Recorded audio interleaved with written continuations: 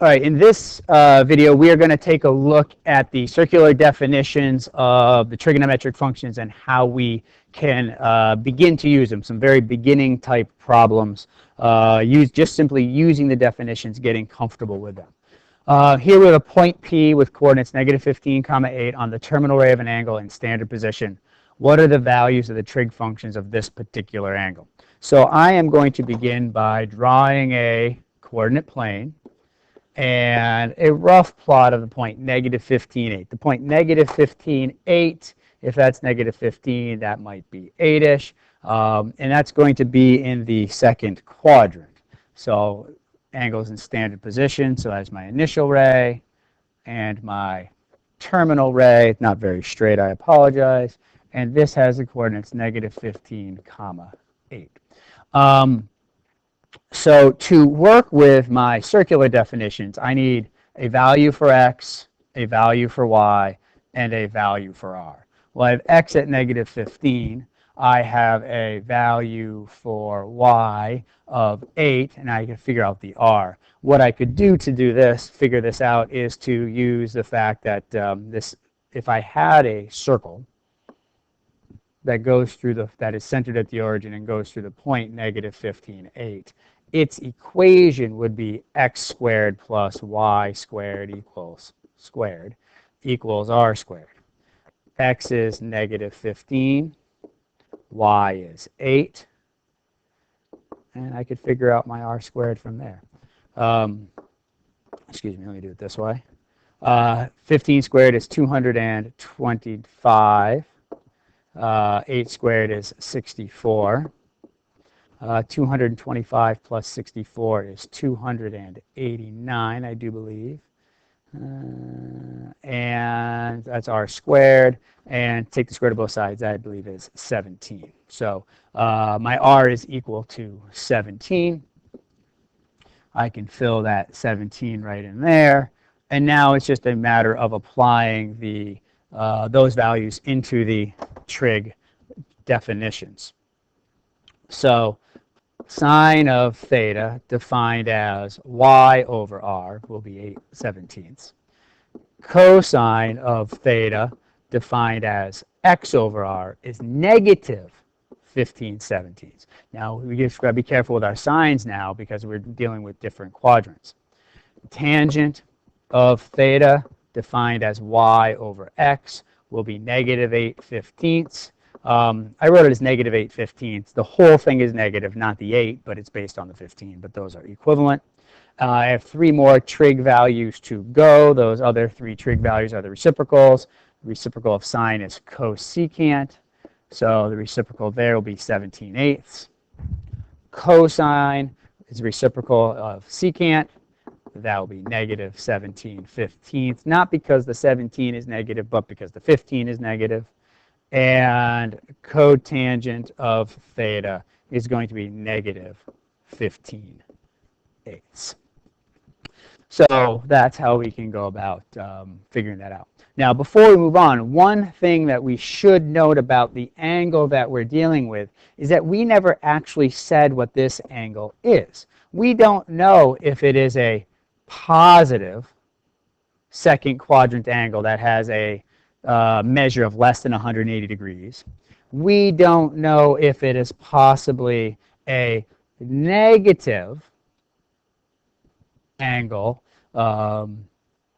and we don't know if it goes more than 1 revolution. It's quite possible that this angle could have started right at the initial ray, traveled a full revolution terminal ray to the terminal ray. But the fact is, it doesn't matter. Any of these 3 angles will have the same trig values. It's about the position of the terminal ray, what quadrant it's in, what points it goes through, and less about the rotation. But it is interesting to note that all 3 of those angles, whatever they happen to be, will have the same trig values. If I called the orange one alpha,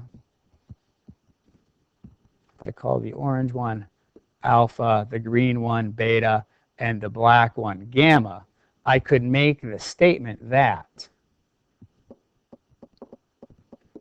sine of alpha is equal to sine of beta is equal to sine of gamma, even though they are different angles, because their terminal ray is in the same position and goes through the same point. And that's true of all coterminal angles. So that's a point to make note of. An angle theta is in standard position with its terminal ray in the third quadrant on the line y equals x.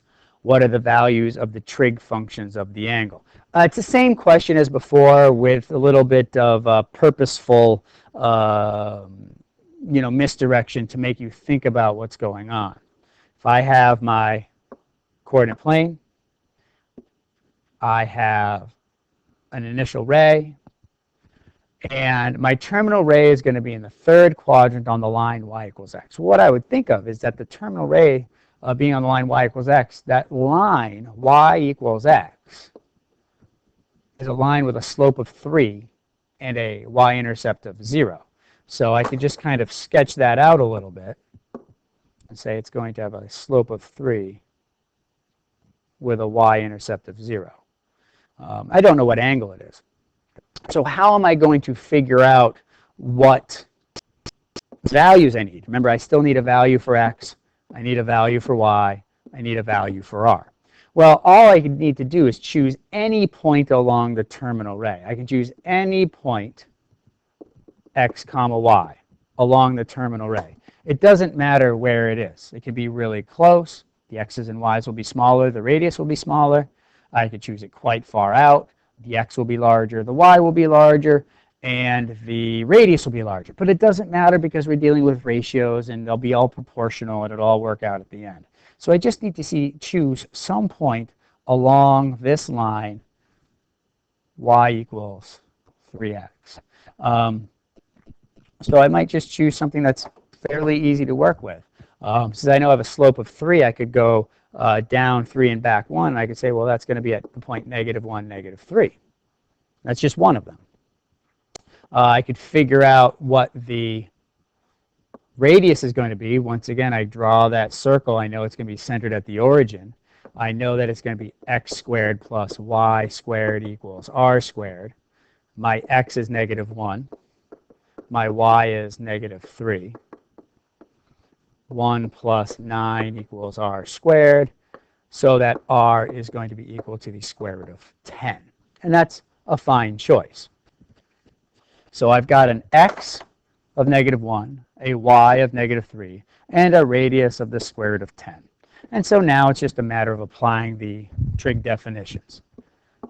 Sine of theta, y over r. In this case, I will rationalize the denominator. Cosine of theta, x over r. I will also rationalize the denominator. And tangent of theta being y over x simplifies down to simply a 3. And then you should do the same for the reciprocals. I went a little too far there. That cosecant, cosecant of theta is going to be -√10 over 3. Secant of theta is going to be -√10. I'm not going through the whole derivation. I'm just using the reciprocals of what I had already found. And then tangent of theta will be 1/3. So there's an example there. Let theta equal 3 pi over 2. Now here we are in radians. Draw my coordinate plane. I've got my initial ray, 3 pi over 2 radians. That's going to have my terminal ray along the negative x-axis with that sort of rotation. Once again, I can choose any point I want along the terminal ray, x comma y. Let's just choose, let's choose to have a radius of 1. We talked about the unit circle earlier. If this has a radius of 1, then my point is going to be 0, comma, negative 1. I'll draw my unit circle in there. That's not a bad circle. And then I'll go through my trig function values. Sine of theta is going to be y over r. Cosine of theta is going to be x over r. And tangent of theta is going to be y over x. Now here we have a 0 in the denominator. It's undefined. We can't do that. That means that the domain of the tangent function is not all real numbers. There are some cases where we can't evaluate the trig functions. If you tried to do this in your calculator, you get a domain error. If I then go with the reciprocals, I would have cosecant of theta equals negative 1. The reciprocal of negative 1 is negative 1. We would have that secant of theta is going to be 1 over 0 from my cosine. Remember, my cosine was 0 over 1, so this reciprocal will be 1 over 0. This is undefined, outside the domain of the secant function. And cotangent of theta is going to be 0 over negative 1, which is fine. That's 0. So we're seeing some domain issues here, and we'll address that more when we get to the graphs of the functions in upcoming sections.